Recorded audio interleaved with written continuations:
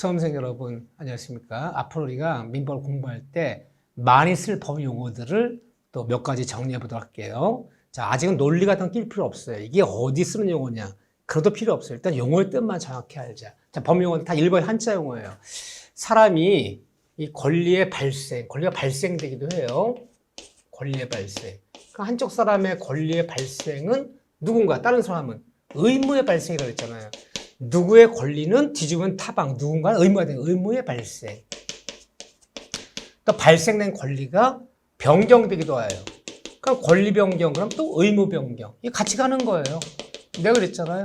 매도인의 권리는 매수인의 의무가 되고, 또 매수인의 의무는 매도인의 권리가 되고, 서로 동료 양면 같은 거예요. 권리 없는 의무자 있을 수 없고, 의무자 없는 권리자 있을 수 없어요. 권리 의무는 같이 가는 거예요. 동료 양. 우리가 10원짜리 동전을 손바닥에 올려놓고 탑이 보이면 보이지 않는데 뭐가 있는 거, 아랍에서 10이 있는 거죠. 누가 권리가 발생했다는 얘기는 누군가 의무가 발생했다는 얘기가 똑같은 거예요. 언제가 발생된 권리는 소멸되기도 해요. 또 의무도, 권리가 소멸하면 의무도 소멸해야지. 같이 대응관계다 이게. 그래서 같이 가는 거예요. 같은 말이다 이게. 자, 그럼 권리의 발생 소멸을 뭐라 부르냐 또. 권리의 발생 변경 소멸을 권리의 득실 변경이라고 해요. 득실 변경. 권리의 득실 변경. 권리는 얻기도 하고, 권리를 얻기도 하고, 잃기도 하고, 권리가 변경되기도 하고. 같은 말이에요. 그럼 이걸 또 범위가 뭐라 부르냐? 권리의 발생, 변경, 소멸을 이 세 단 합쳐서 권리 변동이라고 불러요. 권리 변동. 아, 이런 용어 몰라도 괜찮은데 앞으로 많이 쓸 거야 돼요. 권리 변동 그러면 변동. 발생, 변경, 소멸. 다른 말로 권리의 득실, 변경. 많이 쓸 용어들이에요. 자, 그런데 사람이 권리의 발생에는 법학적으로 두 가지가 있어요. 사람이 권리 얻는 방법이에요. 권리가 발생하는 방법.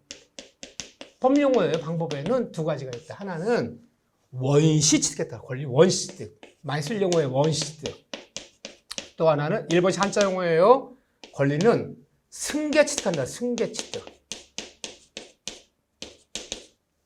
그 권리 원시 취득한 말이 뭐냐면요. 남의 권리, 타인. 남의 권리 물려받는 게 아니에요. 타인의 권리. 남의 권리에 기해서 내 권리가 생기는 것이 아니라 이 세상에 없던 권리를 내가 처음으로 권리를 만드는 거예요. 최초 권리를 만들면 원시 취득했다 불러요. 그러니까 어떻게 만드는 거냐? 물론 전 물리적으로 만드는 방법도 있어요. 자, 내가 내 토지에 내 돈 들여서 건물을 신축했어요. 건물을 신축하면 소유권이나 건물에 대한 소유권을 최초로 내가 만든 거야. 남의 소유권 물려받는 게 아니잖아요. 그럼 건물에 신축에 따른 소유권처럼 원시 취득했다 부르는 거예요. 그러니까 물리적으로 처음 만드는 것도 만드는 거지만 또 하나는 이 법률적으로 최초로 만든 거로 취급하는 게 있어요. 예를 들면 이런 것들인데 이 다음에 다 물권법에 배우는 용어들이에요. 뭐 시효 취득했다, 선의 취득했다, 뭐 이런 것들은 법률 규정에 따라서 남의 권리 물려받는 것이 아니라 최초로 권리를 만든 거로 취급, 최초로 만든 소유권을 취급하자. 그래서 이렇게 원시했다 불러요. 근데 승계 취득은 내 권리 만들지 못한 사람은요, 남의 권리 물려받는 거예요. 내 앞사람, 전 사람이요, 내 앞사람의 권리를 이 사람 갑이라고 하면요, 다음 사람 신이라 불러, 신주. 다음 사람이 남의 권리를 물려받는 거예요. 그 얘 권리에 기해서 얘 권리가 생기는 거예요. 남의 권리 물려받으면 승계 취득. 남의 권리 물려받는 것이 아니라 법률 규정에 따라 최초로 권리를 만든 걸로 취급하면 원시 취득했다 부르는 거예요. 자, 원시 취득, 승계 취득. 그런데 다 승계 취득에는 용어들이에요. 승계 취득, 남의 권리 물려받는 거예요. 얘 권리에 기해서 얘 권리가 생기는 거예요. 내가 최초로 만든 권리가 아니라 권리 물려받는 거예요. 승계 취득은 다시 법률 용어가 이전적 승계 취득이라는 것이 있고, 이 용어를 많이 쓸 거예요. 또 하나 설정적 승계 취득이라는 게 있어요. 그러면 승계 취득이기 때문에 공통점 뭐예요? 남의 권리, 내 앞사람의 권리를 물려받는 거예요. 그런데 이전적 승계 취득을 줄여서 그냥 이전했다. 더 줄여서 설정 승계를 설정했다. 이렇게 줄여서 부르기도 해요. 그럼 이런 용어 어디서 많이 씁니까? 소유권 이전 등기했다. 내가 앞 사람한테 매매해서 잔금 치르고 등기 넘겨받았다. 소유권 이전 등기했다 불러요. 그렇죠? 그런데 내가 전세권을 저당권을 설정당했어. 설정 등기했어. 설정했단 말은 등기별도 많이 등기부 을구에 많이 쓰잖아. 전세권, 지상권, 임차권 무슨 등기한다? 설정 등기한다. 소유권 설정 등기한다. 소유권은 이전 등기한다 불러. 그럼 나눠지는데 어떤 차이가 있느냐? 이전적 승계는요. 남의 권리 물려받는데 권리 물려준 물론 전 사람의 권리가 소멸해요. 권리가 없어져요. 권리 물려받은 사람은요. 내 앞서의 권리 전부 물려받아. 전부 물려받으면 이전적 승계했다. 다른 말로 이전 등기했다. 등기할 때 소유권 이전 등기했다라면요. 소유권 이전적 설정 등기했단 말이 줄임말이에요. 이전 등기했단 말이. 그러니까 소유권 이전 등기했다라면요. 내 앞살 권리가 없어지고 소유권 없어지고 내 앞살 소유권 전부 물려받는 거죠. 소유권 이전 등기했다. 따라서 그러면 이런 특징이 있어요. 근데 설정적 승계는 내 앞살 권리에 기해서 다음 살 권리 얘 권리 물려받는데 권리를 물려준 앞 사람도 권리가 소멸치 않고 존속해요.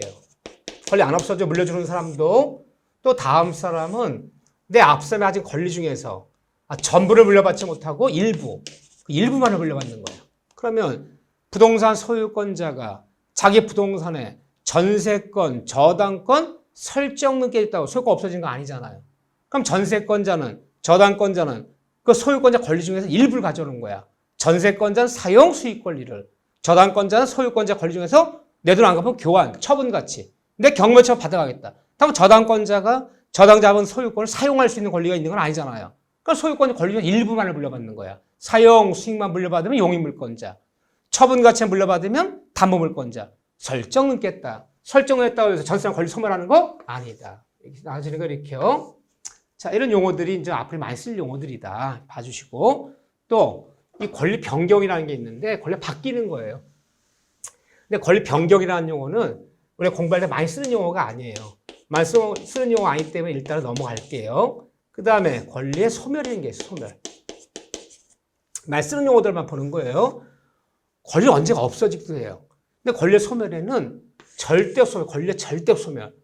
이 절대적 소멸이라는 것이 있고, 요게 권리의 상대적 소멸이라는 게 있어요. 절대적 소멸, 상대적 소멸. 권리의 절대적 소멸이라는 얘기는 이 세상 모든 사람한테 다 권리가 다 없어지는 거예요. 다 소멸하는 거예요. 그러니까 우리가 민법 공부하다 보면 뭐 갑이다, 을이다, 뭐 갑을병 이런 사람, 갑이다, 을이다, 병이다 이런 사람이 나온다고요. 그럼 우리가 보통 뭐 당사자다, 뭐 제3자다. 그러면요, 권리 절대 소멸은 갑이건 을이건 병이건, 당사자건 삼자건 이 세상 모든 사람한테 다 권리가 없어지는 거예요. 그럼 권리 절대 소멸이라 불러요. 근데 권리 상대 소멸은 권리가 없어지는 건 없어지는 건데 오로지 나의 입장에서는 권리가 소멸하는 거예요. 모든 사람한테 권리 소멸하는 게 아니에요. 그러니까 내 입장이 아닌 다른 사람이요. 뭐 다른 사람들이요. 뭐 다른 사람이 이제 우리가 뭐 제3자 병이라든가 이런 사람이 있다 칩시다. 또 을이 있다 칩시다. 이런 사람 입장은 권리가 소멸이 아닌 거. 오로지 내 입장에서 권리가 없어지면 권리 상대적 소멸. 이 세상 모든 사람한테 권리가 없어지면 권리의 절대적 소멸. 원시득, 승계취득. 승계취득, 이전적 승계, 설정 승계. 자, 용어들이 그런 뜻이다. 자, 앞으로 많이 쓸 것들이니까 그냥 재미삼아 들으세요, 이렇게요. 자, 이런 얘기들이 나오고. 자, 근데 법률행위란 말이 나와, 법률행위. 참 어려운 얘기인데. 우리 이 법률행위는 한 파트가 시험범위예요. 민법 총칙이 총 7파트가 있어요, 총칙이. 그 7파트 중에서 법률행위 한 파트만 우리 시험범위예요. 나머지 6파트는 우리 배우지 않아요. 시험범위 아니기 때문에. 그러면 이렇게 민법 총칙이 있다 그러면 뭐 제1장, 2장, 3장, 4장, 5장, 6장, 7장 이렇게 나뉘어 있어요. 이 중에서 이 법률행위 파트가 있어요. 법률행위. 이 한 파트만 우리 시험범위예요. 여기서 10문제 나오는 거예요. 나머지 시험범위 우리가 배우지는 않아요. 이렇게요. 4장 여기 배우지는 않는데 다만 그렇지만 이 법률행위 파트가 민법 총칙 중에서 7파트 중에 한 파트예요. 한 파트지만 가장 양이 많은 파트예요. 굳이 법조문은 1조부터 대가 184조까지가 총칙이라 그랬잖아요. 법 용어를 정해내린 곳이라 그랬잖아요. 근데 그중에 법률 파트가 103조부터 보통 158조까지니까 거의 뭐 얼마입니까? 절반을 차지하는 거. 절반 정도는 안 되지만 3분의 1을 차지하고 있죠. 한 파트지만. 그러니까 매법 총칙 3분의 1에 해당되는 건 우리 시험법입니다. 근데 그중에 이제 우리가 법률이라는 파트가 있는데 이 법률이라는 용어가 굉장히 어려운 용어예요. 자, 용어니까 사람이 이렇게 얘기해요. 뭔가 사람과 사람 사이에 법 효과를 줬어. 법적 효과라고 그래요. 법 효과를 줬다. 법적 효과가 생겼다. 법이 효과를 줬다. 매매가 이루어지면 매매에 법적 효과가 생겨요. 임대차에 체결되면 임대차에 법적 효과가 생겨요. 법적 효과 이렇게 부르기도 하고 법적 효력이라고 부르기도 해요. 효력. 효력을 줬다. 그럼 우리가 민법 공부할 때 법이 뭔가 효력을 줬다. 법적 효과가 발생했다면 사람과 사람 사이에 이 권리, 의무가 생기는 것이 법적 효과예요. 이 법적 효과를 주면요. 누구한테는 권리가 발생하고 누구한테는 의무가 발생하는 거예요. 매매 효력, 그럼 효과 그러면요. 매도인은 매수인에게 대금즉 청권이나 권리가, 매수는 매도인에게 대금즉 의무가, 매매 효력, 임대차 효력 그러면요. 효과, 임대차 효과 그러면요. 임대차가 체결되면요. 임대는 임차인에게 자임을 지급해달라. 임차는 임대인에게 수선 유지 관리해달라. 응? 관리해달라. 이런 권리가 발생. 사람과 사람 사이에 권리가 발생하는 법적 효과라 부르는 거예요. 부르는데 이 효과가 어떻게 생겼느냐? 이 법적 효과가 이 권리가 생겼는데 이게 당사자들의 의사에 따라 의사에 따라서 법 효과를 주더라. 응? 당사 의사라는 건 당사 마음. 예를 들면 당사자가 그 뭐 매도인과 매수인, 임대 임차 당사자가 내가 원했던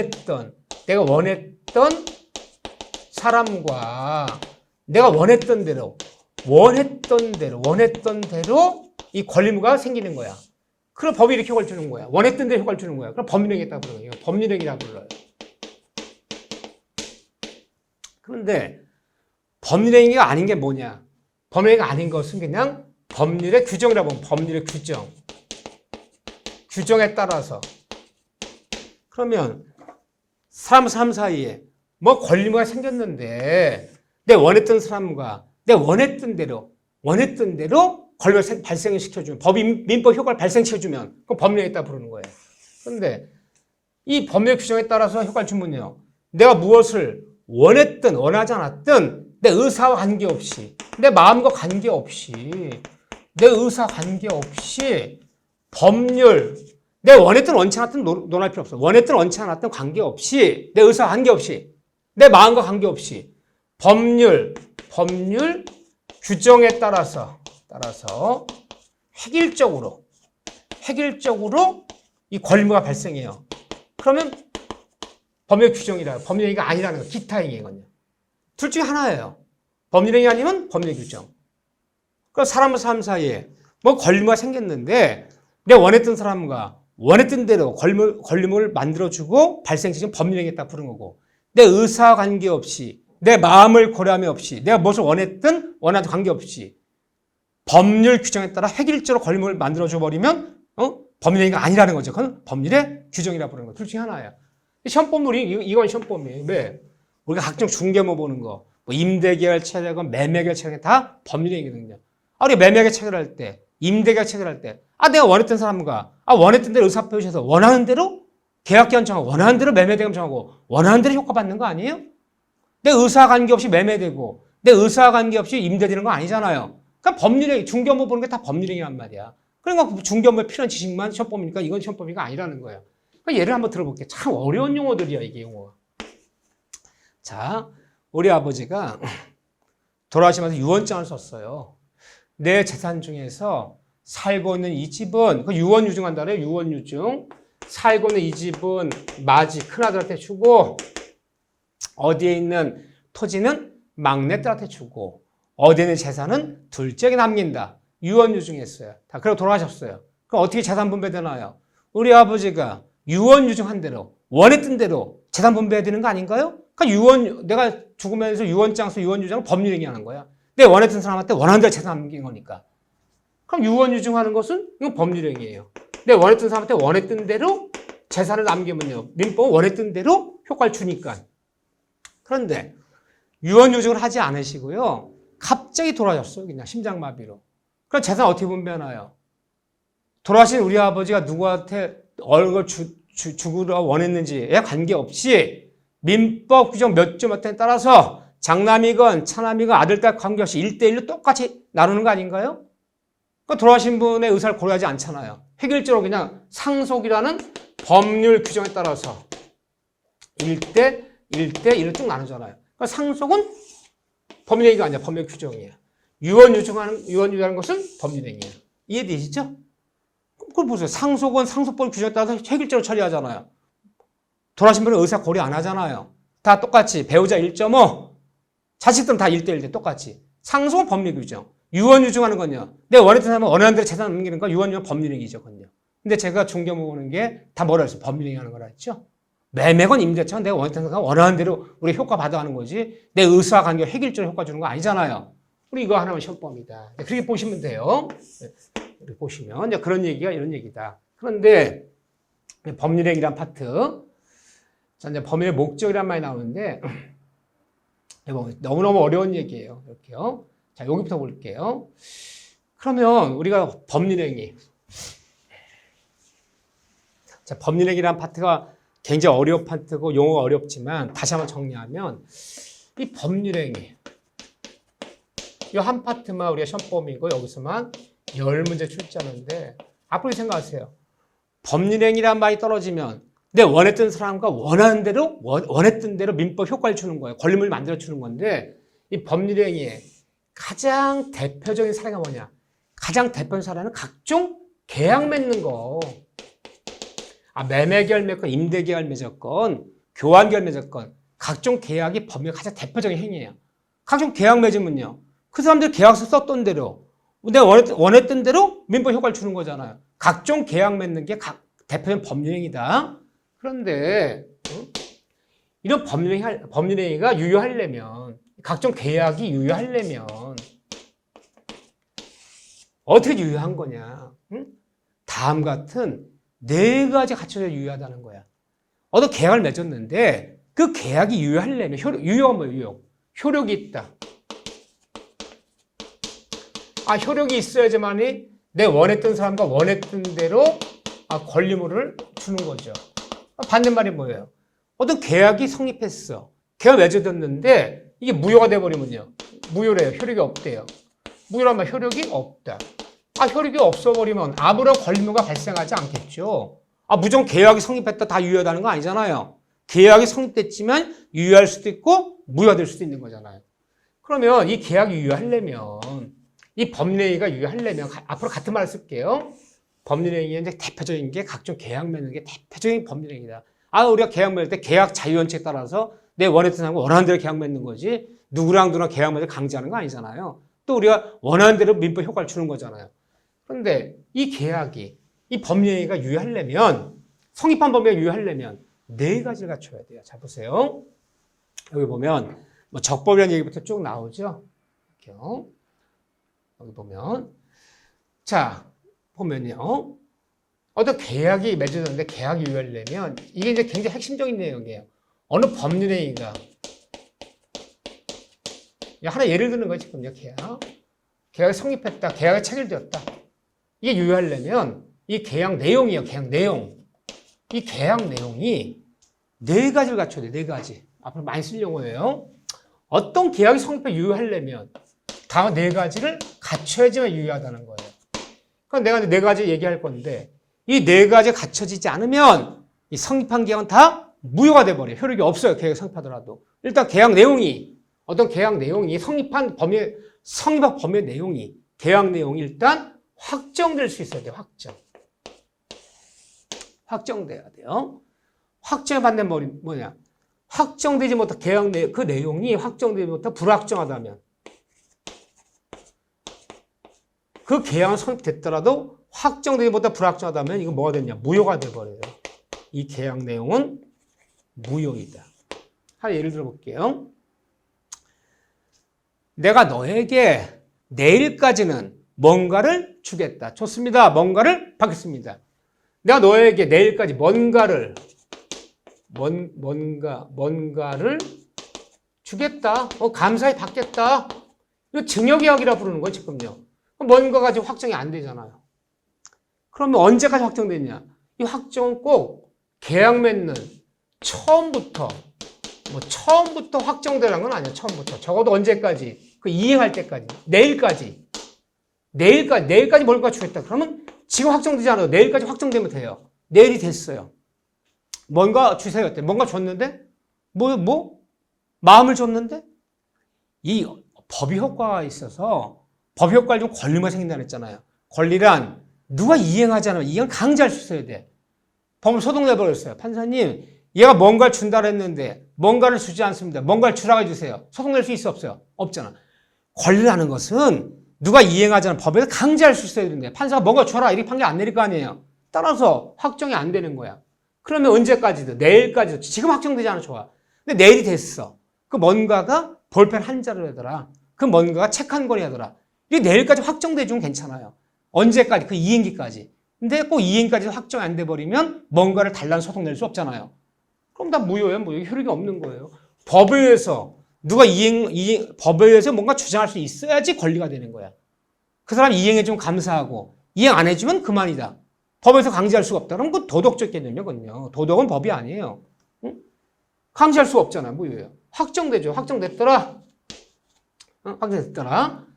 그렇다면 두 번째는 그 계약 내용이 가능해야 돼. 가능의 반대말이 뭐냐? 그러면 불가능. 그 계약 내용 불가능하다면 근데 이제 법률 용어는요. 불가능이라는 용어고 가능의 반대말 불능이라고 불능. 그 계약 내용 불능하다면 그 뭐가 되는 거냐? 무효가 되는 거야. 확정됐더라도. 이걸 뭐 따지는 거야? 1번. 확정됐더라도 확정되면 일단 유효해. 두 번째 이걸 따지러 가야 돼요. 가능해야 돼요.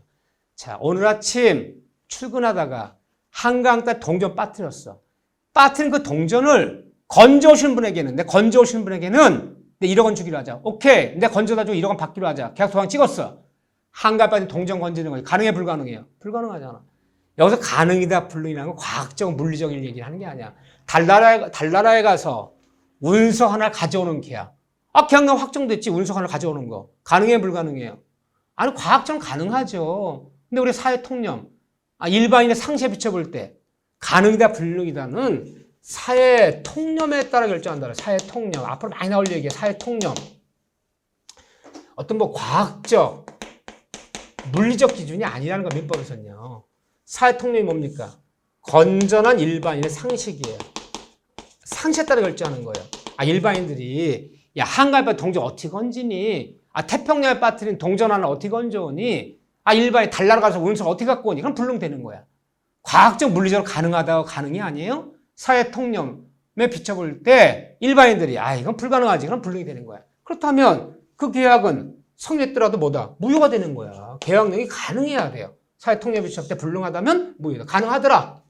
세 번째 뭘 따지는 거냐? 세 번째는 적법을 따지는 거야. 적법.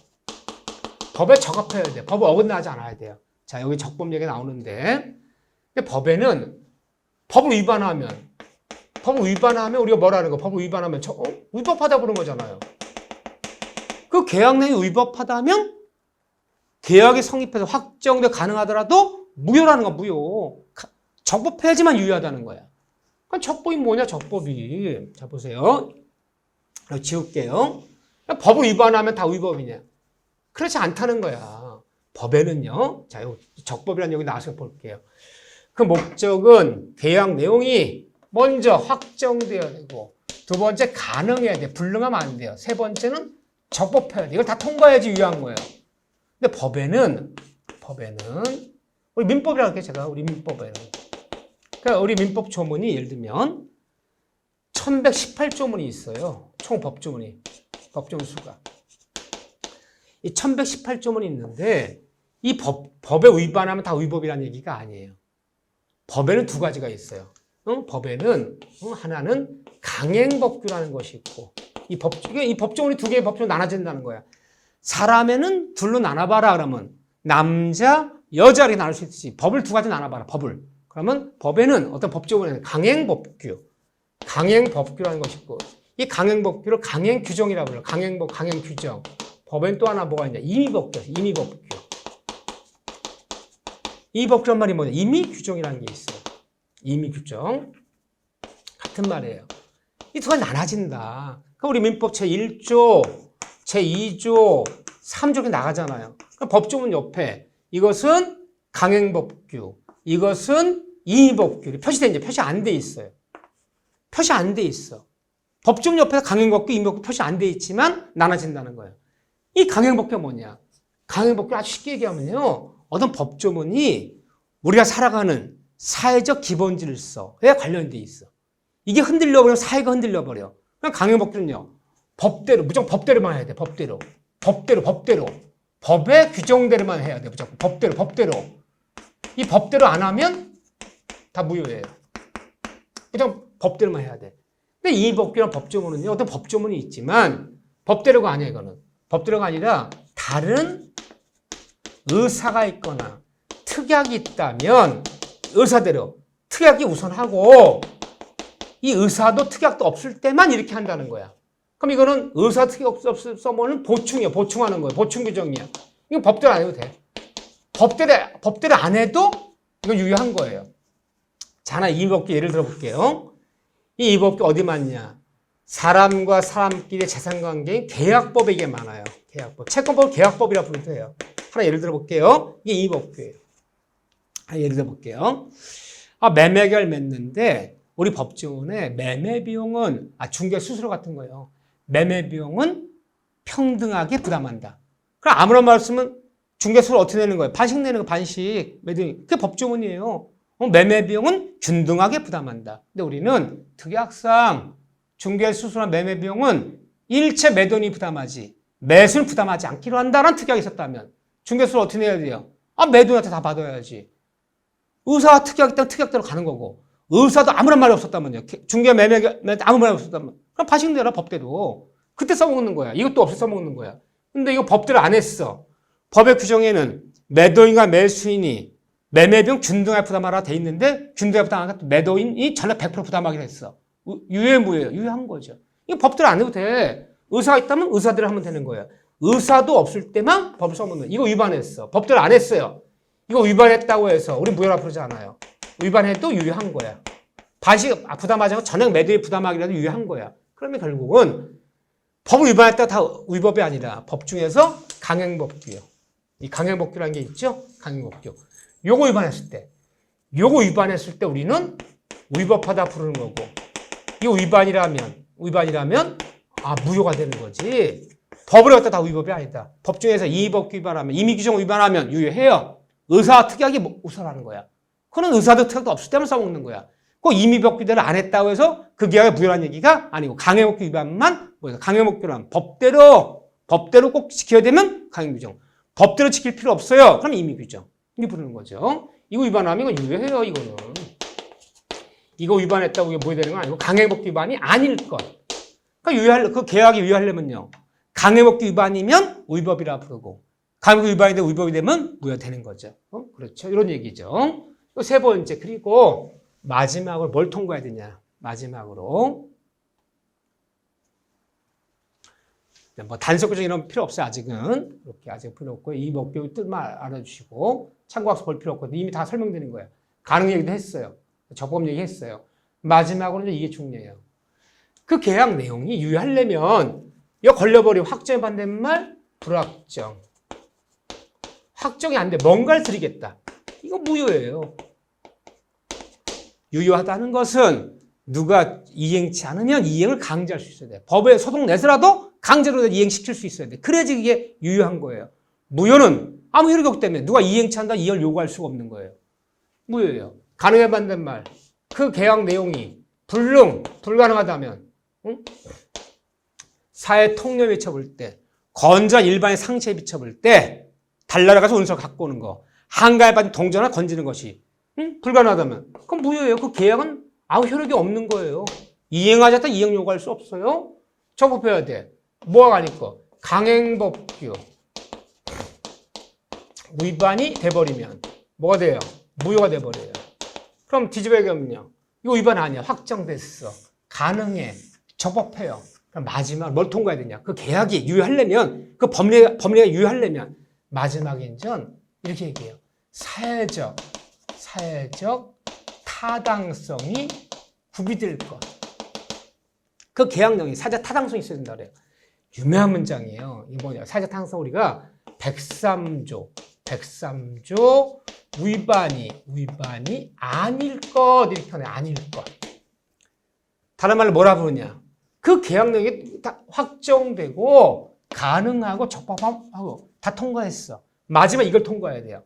103조 위반이 아닐 것. 다른 말로 그 계약 내용이 이렇게 불러요. 같은 말이에요. 사회적 타당성이 있을 것. 103조 위반이 아닐 것. 계약 내용이. 다른 말로 반사질서 반사회 질서에 해당하지 않을 것. 같은 말이에요. 그럼 뒤집어 얘기하면요. 사회 타당성이 없어요. 103조 위반에 해당돼요.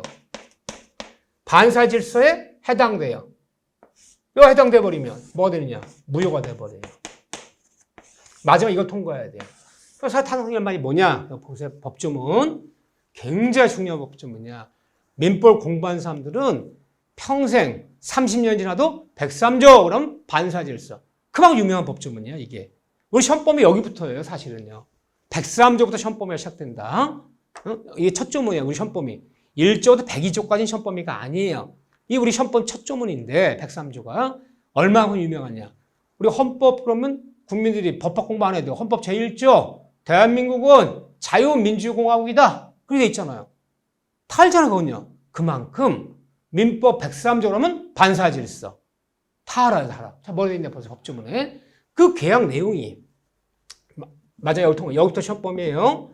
그 계약 내용이, 법조문 간단해요. 선량한 풍속, 어떤 계약 내용, 선량한 풍속. 우리가 선량한 풍속, 공사항성이라고 봐요, 선량한 풍속. 우리가 말하는 선량한 풍속, 윤리, 윤리 도덕, 이런 거 있잖아요. 이런 거. 선량한 풍속, 윤리 도덕, 개인의 도덕이죠, 개인의 도덕. 개인의 도덕. 또는 사회 질서. 사회 질서는 공공적인 거, 내 공공적 질서를 얘기하는 거야. 선량한 분 개인의 윤리. 개인의 윤리를 요구하는 거예요. 그 계약 내용이. 자, 한번 읽어볼게요. 내용 관계를 맺었어. 첩계약을 맺으면 나랑 3년간 만나지면 아파트 한 채를 주기로 한다. 자, 도장 찍었어요. 그러면 그 계약 내용이 아파트를 주기로 확정되고 가능해요. 가능하고. 혹시 법에 어긋나는 거 아니야. 그렇지만 윤리 도덕에 비춰볼 때 우리 일부 일처 태권에서 첩계약 맺고 내용계약 맺는 게 윤리적으로 어긋나면 그런 계약은 무효라는 거예요. 선량한 개인의 윤리, 도덕에 위반하거나 그 계약 내용이 마지막 검증해야 될 게 반사회 질서, 공공의 질서에 위반해버리면 그래서 내용을 한 법령에는 뭐다? 무효이다. 마지막 이걸 통과해야 돼요. 그런데 이 103 잘 봐보세요. 윤리 또는 공공적 질서 위반하면 그 내용이 무조건 다 뭐다? 무효이다. 마지막에 이걸 통과해야 되는데 이 103조를 우리가 반사회 질서다. 또 사회적 타당성이다 이렇게 불러요. 다른 말로 그냥 103조 위반이 아닐 거거든요. 103조 위반이 돼버리면 무효가 돼버려요. 그런데 이 103조가 얼마나 유명한 법조문이냐 한번 보세요. 첫째, 103조는 제왕조항이다 그래. 제왕조항이다. 말도 멋있어요.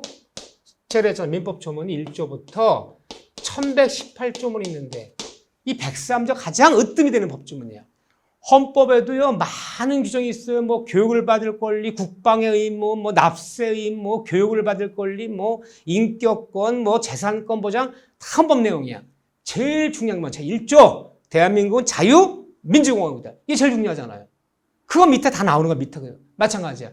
민법의 모든 법조문은 103조 가장 으뜸이 되는 거야. 103조 밑에 다른 법조문이 들어오는 거야. 법조문조차도 반사회 질서에 해당되거나 윤리에 해당되거나 도덕에 어긋나거나 그럼 다 무효돼버린 거야. 재앙조에서 모든 법조는 으뜸이 된다 그래요. 이 103조를 불리기도 하고 여기부터 시험범인데 또 103조를 또 뭐라 하나? 백지조항이라고 불러요. 백지조항. 이 다음에 여기 시험문제 반드시 나와요. 백지조항. 내용이 없어요. 추상적이잖아요. 사람은 사람이다. 사람은 착하게 살아야 된다. 아니, 그냥 추상적으로 끝나는 용어잖아요.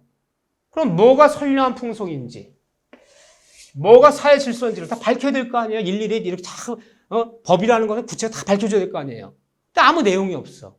그냥 추상적인 말 추상적으로 하고 끝난 거야. 내용이 없어요. 백제, 백지. 왜 내용이 없을까요? 우리가 살아가는, 잘 봐보세요. 개인의 윤리, 도덕, 또는 공공적 질서는 시대에 따라, 사회에 따라 변하잖아요. 변하는 개념이야, 이게. 고정된 개념이 아니에요. 변하는 개념이기 때문에 일일이 규정해 놓을 수가 없어. 우리 민법이 언제 제정된 거냐면요. 이 103조 언제 만든 거냐? 우리 민법총은 언제 만든 거냐? 1958년에 만든 법조, 이게 법조문이에요. 이거 1958년. 58년 2월 22일 날 제정 공포하고 시행은 언제부터 한 거냐? 1960년 1월 1일부터 시행하는 거예요. 지금 몇 년 지났어요? 64년 지났어. 64년 전에 만든 법조문이에요, 이게. 그러면 이 법을 103조를 만들 때 선량한 풍속, 개인의 윤리, 도덕, 공적 질서에 위반하면 무효인데. 예를 들면 시대 때 변해 안 변해? 변하는 거지. 만약에 60년대에 뭐 미니스커트 입고 막 뭐 반바지 입고 여름에 나시티 입고 막 다니더라. 윤리 어긋난다고 난리 났을 거야. 옛날에 70년대 장발종 막 경범죄 처벌하고 막 잡아들이고 막 그랬어요. 미니스커트 막 경찰들이 길거리에서 무릎에서 몇 센치 이상 올라가면 막 잡아들이고 구류 때리고 벌금 물었어. 왜? 윤리에 반한다고 본 거야. 지금은요, 안 그렇잖아요. 시대 때 변하잖아요. 고정시켜놓을 수가 없는 거야. 그러니까 백주는 안 그럴 테니까. 어떻게 하라는 거예요? 그러니까 여기 위반해서 무효인지 아닌지는 일일이 어떻게, 법으로 규정하는 것이 아니라 뭐에 따라 결정하라. 103조 위반이 되어서 무효될 것인지, 103조 위반이 아니어서 여기 해당되지 않아서 유효할 것인지는 판단 기준이에요. 이게 다 변한 거기 때문에 고정시켜 놓을 수가 없어요. 판단 기준은 뭐에 따르라. 그 시대를 살아가는, 그 사회를 살아가는 사람들의 사회 통념에 따라 결정될 문제예요, 이게. 건전한 일반인의 뭐에 따라 결정하라? 상식에 따라 결정하라는 거야, 상식. 판단 기준은 사회 통념에 따라 103조 위반이라면 무효, 103조 위반이 아니라면 유효. 법을 놓고 결정하는 문제가 아니라는 거예요. 이건 시대에 따라 변해요. 자, 예를 들어 볼게요. 여러분 생각 어떠신지. 이게 법의 문제가 아니에요. 그럼 우리가 사회 통념, 건전 일반의 상식을 알아요, 몰라요? 몰라요. 응? 그러면 민법 공부할 때 그 시대를 살아가는 사회 통념 결정하는 얘기, 두 사람 계약 맺었는데 103조 개인의 윤리 도덕, 공공적 위반해서 무효될 것인지, 여기 위반이 아니라 유효할 것인지는 사회 통념에 따라 결정하나. 사회 통념이 뭐냐? 그 시대 대법원 판례. 이 대법원 판례가 바로 사회 통념이에요. 판례에 따라 유효 무효 결정된다는 거야. 판례 변해요. 왜? 우리가 사통을 모르잖아요. 하나 예를 들어 볼게요. 여러분 생각이 어떠신지. 이 얘기를 이해하는 게 굉장히 중요해요. 대리모 계약을 맺었어요. 대리모 계약. 뭐 옛날처럼 시바지가 아니라 이 집이 재산도 많고 뭐 남부러울 게 없는데 아이를 꼭 갖고 싶으면 아이를 못 가져. 왜? 그 부인분께서 인공수정해도 10개월간 임신할 수 없는 상태야. 응? 뭐 자궁을 드러냈다 칩시다. 아이는 꼭 갖고 싶어. 그래서 대리모를 구해요. 건강한 대리모를. 우리가 인공수정해서 10개월간 임신만 해주면, 애를 내주면 1억 원 주기로 하자. 사람 구했어. 대리모 계약. 그 계약 썼어. 그래서 이렇게 인공수정한 것을 10개월간 임신해서 아이 낳아주면 아이 낳는 날에 1억 원을 주기로 하자. 도장 찍었어. 오죽하면 그 사람이 대리모 계약을 맺겠어요. 젊은 처녀야, 더군다나. 사정이 아직 급박해. 아주 이 집이 아주 그냥 말로 설명할 수 없는 어려운 가정이야. 그 계속 쓰고 아이 낳아줬는데 돈 줘, 안 줘? 돈 안 주는 거야. 안 주는 거야. 그 소송을 냈어요, 소송을. 응? 소장에 세워서 눈물 없이 읽을 수가 없어. 이러이러한 사정 때문에 할 수 없이 이러이러한 계약을 맺었는데 돈을 주지 않으면 돈 1억 주라고 판결 내주세요. 판사가 줘라 판결 내리면요. 그 유효하다는 거야. 줄 필요 없다는 건 무효라는 거예요. 그러면 판사가 어떻게 결정해요? 사회 통념에 따라 결정해야 돼. 자, 사회 통념은 뭡니까? 그냥 일반 상식이잖아. 그러면 이런 소송 내용을 가지고 설문지를 들고 강남역 앞으로 나갔어. 강남역 앞에 나가서 이거 유효하기 때문에 1억 줘야 된다 보는 사람들은 2번 출구 나가시고, 이것이 우리가 살아간 윤리 도덕에 반하기 때문에 이 계약 자체는 인정할 수가 없다. 무효라면 3번으로 나가시고, 더 많이 나는 쪽이 사회통념 아닙니까? 일일이 설문조사를 못하니까요. 판결 내려드려. 자, 판결. 원고 이 처녀와 피고 이프가 맺은 대리목 계약은 무효이다. 근데 왜 무효인지 판결 이유를 밝혀요. 항상 판결이 항상 이유를 설명해요. 자, 이렇게 이유가 어떻게 나와? 이게 사회통념이 되는 거예요. 본 판사도 사람이기 때문에 이 소장을 보면 참 필설로 형용할 수 없는 불쌍한 처지이고, 참 마음으로 동정심이 가고 마음으로 참 눈물이 나지만, 그러나 원고 피가 맺은 이 대리목 계약은 건전한 일반의 윤리에 비춰볼 때, 도덕에 비춰볼 때 도저히 인정할 수 없는 계약으로서 본 판사는 103주반이 아니라고 보지 아니할 수 없기 때문에 103주반에서 무효다. 판사 판결을 쓰면서 건전한 일반인의 도덕에 비춰볼 때, 윤리에 비춰볼 때 도저히 인정할 수 없는 계약이다. 이게 사회통념이라는 뜻이야. 그러니까 판결이 사회통념이 되는 거예요. 그래서 여러분들이 103주반이어서 판사들이, 판례가 무효라고 얘기하는 것들이 어떤 것들이 있는지, 판사가 103주반이 아니어서, 판사작이 아니어서 유효하다고 말한 판례 어떤 거예요? 이걸 처음 문제 묻는 거야. 이 판례를 구체적으로 묻는, 이 판례가 사회통념이 되는 거예요. 여러분들이 판단교 사회통념에 따른다는 말만 나오면 판례들을 기억해야 돼. 그 판례들이 건전 일반 상식이라는 거야. 왜? 판결을 쓸 때 글 쓰잖아요. 일반의 상식에 비춰볼 때 도저히 인정할 수 없는 계약으로서 윤리상, 도덕상 무효라고 무효이다 라고 판결 내리잖아. 여러분들 사회통념, 그런 판단 기준은 판례 몇 가지 외워야 돼. 유효인 판례, 무효인 판례. 103주반에서 무효한 거, 103주반에 유효한 거. 이 다음에 다 암기시켜, 이런 것들. 이런 게 103조다. 이 다음에 굉장히 중요하게도 어려운 파트예요. 이 총칙은 다 추상적이고 어려워요. 구체적으로 사회생활 때 실제 쓰는 거는 뭐 소유권이 어떻고, 전세권이 어떻고, 매매가 어떻고, 임대가 어떻고, 이런 건 뒤에 가서 배워요. 이 용어들 다 배워야지만. 총칙이 어렵다, 추상적이고. 그렇지만 이런 취지를 가지고 우리가 움직이는 거다. 이게 103조 얘기예요. 잘 보시고 여기까지 해놓고 다음 시간 이어서 또 이렇게 기초 강의로서 몇 가지 우리가 이제 교과서 열고 본 강의 들어가기 전에 이제 예비로 이제 몇 가지를 체크하는 거예요. 이런 용어도 듣고 들어가는 거랑 배경 지식이 있는 거랑 배경 지식이 없는 거는 차이가 클 수 있어요. 이 다음에 우리 기본 강의 들어가면 정말 시험에 필요한 것만 가르쳐요. 왜? 시간이 없어서. 민법 전반적으로 학문 배우자는 게 아니잖아요. 시험 공부하는 거잖아요. 딱 필요한 부분 가르친다고. 그래서 이런 배경을 깔고 있으면 그래서 이런 얘기를 하는구나. 이렇게 좀 이해가 쉽겠죠? 자, 여기까지 잘 정리 부탁드립니다. 다음 시간 의사표시부터 기초 용어들을 좀 몇 가지 하도록 하겠습니다. 자, 여러분들 수고하셨습니다.